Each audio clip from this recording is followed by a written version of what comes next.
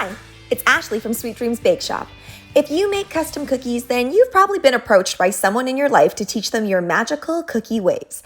You might have been hesitant because it seems like a whole lot of work for such little payoff, or maybe you just don't know how to approach the whole teaching aspect of cookie decorating.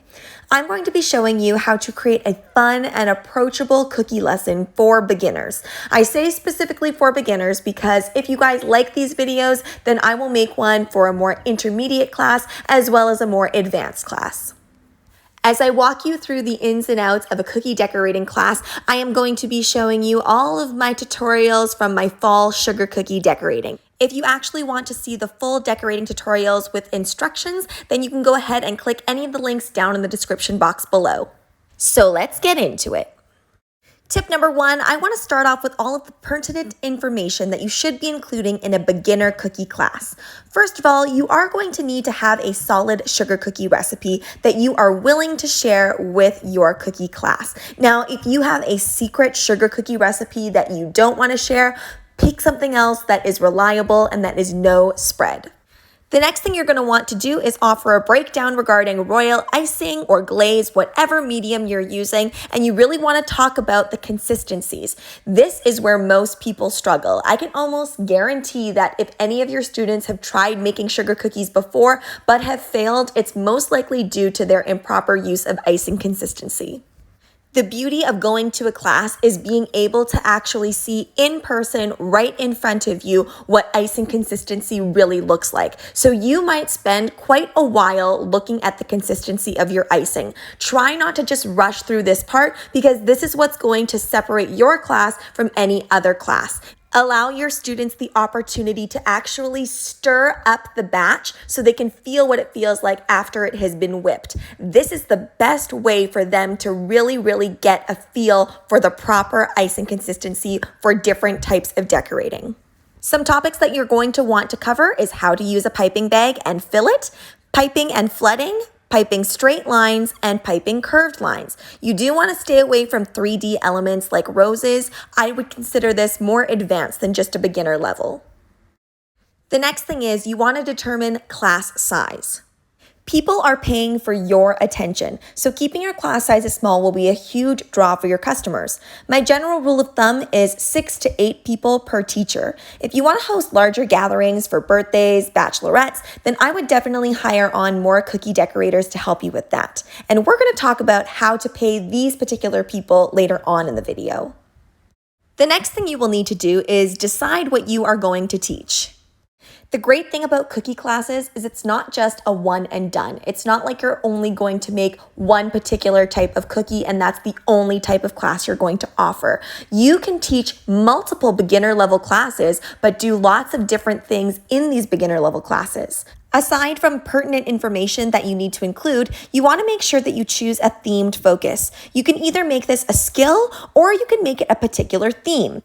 Skill examples that you might want to highlight are puffy icing or writing, and I would definitely stick to printing since this is a beginner class.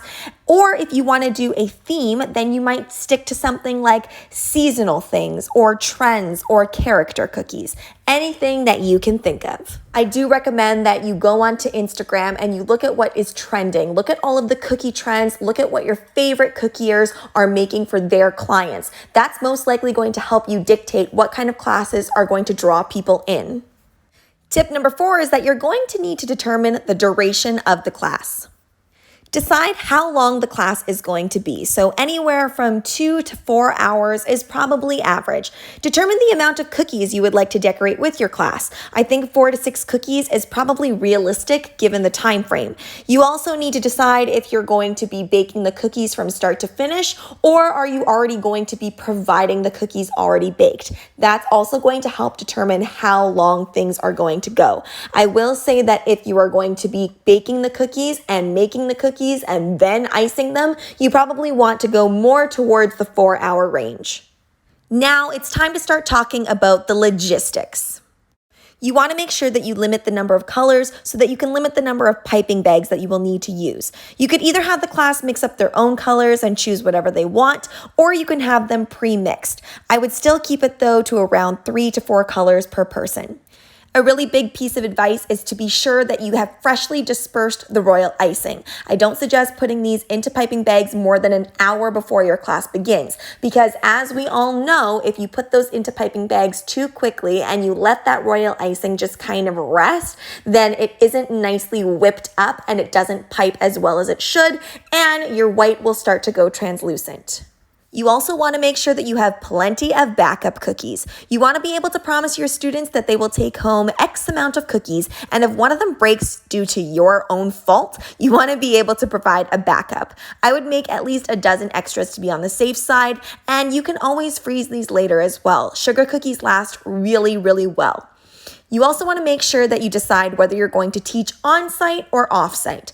On-site is a lot easier as you will have all your tools at your disposal, but this can be trickier in terms of food safety rules according to where you live. Of course, they're very different in every location, so you do need to make sure that you look into that.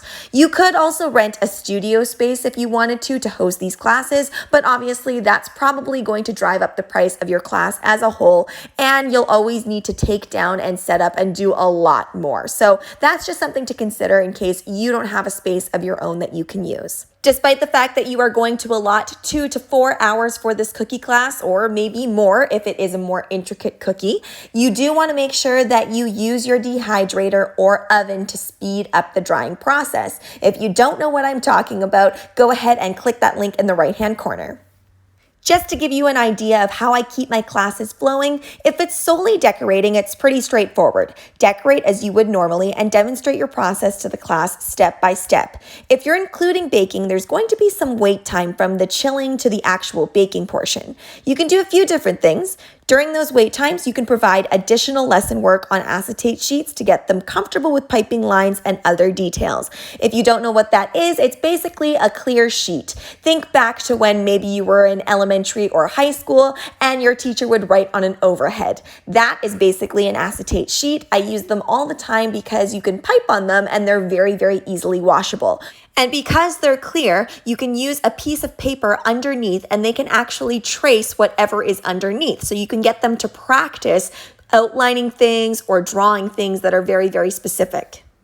Even if there is no wait time for baking, I still like to provide these sheets at the beginning of the lesson just to get them comfortable with holding the piping bag and piping straight lines and dots and curved lines. Those are probably the 3 things that I like to start with.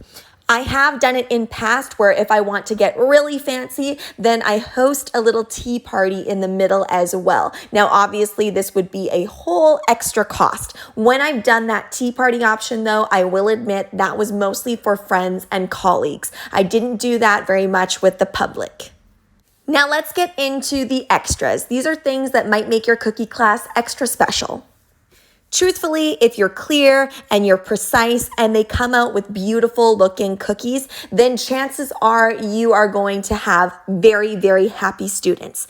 But when you do these little extra things, what it does is it not only draws them in for maybe another class that you're offering in a different level or maybe the same level, but it also just makes them super, super happy. And I always loved surprising my students with something a little bit extra. That something a little bit extra could be something super small. It could be something like a specialized cookie cutter that they can't find in store.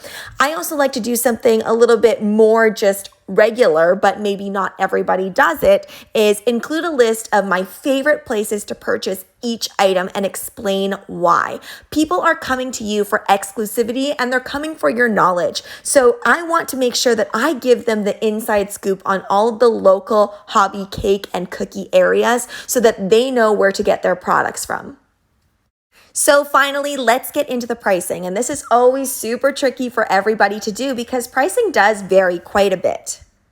So my first word of advice to you is try to not compare your pricing with places like Michael's or large stores that provide classes in kind of a bulk manner. Now, the reason I say that is because obviously their supply cost is going to be a bit lower because if they're working already in a cake store or a supply shop, then they're going to have a lot of those materials on hand for cheaper. So that is my first word of advice. These places also often have a lot of staff working for them. So for them to have multiple teachers means that they can have really, really large class sizes. And by really, really large, I just mean like 15 to 20 people, but still that's a lot more than you can do. And obviously, since they can have more at once, that means they're making more at once, right? So try not to use them as a comparison. The next thing that I would personally do is I would actually charge the same amount for the cookies as I would have if I did them myself. Now, I know that sounds a little bit strange, but the reason being is because I'm not only giving them an end product that is going to look like the cookies that I have made, but I'm also giving them all of that knowledge, and I'm giving them techniques and skills that are going to help them create their own cookies later on. And that knowledge is worth something. And then all of those other little charges you need to add on as well. So what I'm talking about is, let's say if you traveled to the place, then you are obviously going to put a travel charge on there as well. I generally say if it's an hour away, that's an additional $75 charge for the class as a whole. So I then take that charge and I split it among however many people there are. You're also going to be doing quite a bit of cleaning as well, more than you would have if it was just you making the cookies. So if it's an hour's worth of cleaning, for example, then you would want to think to yourself, how much are you going to charge for that hour? What do you think is fair for yourself? That's just an example of one of those additional charges that you do want to make sure you're covering yourself for. But really, the bulk of the cost is to do with the fact that you're imparting a lot of knowledge and you're also dedicating your time. For a beginner level class, I've charged anywhere from about $40 to $60 Canadian. Here are just some final tips on having a successful cookie decorating class. You want to make sure that you're energetic. You don't have to be the funniest. You don't have to be the most entertaining, but you do need to be clear and friendly. You also want to make sure that you are always running on schedule. And this can be a little bit tricky, especially if you haven't taught a lot of classes before, but time management is very, very important. If time management is not your forte, then you do want to make sure that you give yourself some leeway room and let your students know that the class could be an hour later or a half hour later or could end a half hour earlier. You just want to make sure that you cover your bases. Also, when you're advertising for your cookie class, I think if this is your very first cookie class that you are teaching, what I would do is I would make sure to test it out on friends and family first. See how long it really takes them and see what kind of product you can get out of them. And take a picture of that product. Hopefully they haven't decorated cookies before, so it would be an honest product, and then use that in your advertisement. That way, nobody's going to be disappointed if they don't have cookies that don't look absolutely perfect. Well, I hope some of those tips, if not all of those tips, helped you with kind of planning how you're going to teach your very first cookie class, or maybe you just wanted to get a few more tips for an existing cookie class that you already teach. Thanks so much for watching, guys. Don't forget to like, share, and subscribe so you can be part of the Sweetie fam. Right now, I'm uploading daily, so make sure you hit that notification bell so you know when I upload. Also, be sure to comment, request, or ask a question. I love hearing from you guys, and I hope that you will join me this Saturday, October 31st, 2020, to come and watch my live as I prepare for a lavish Halloween party. Bye!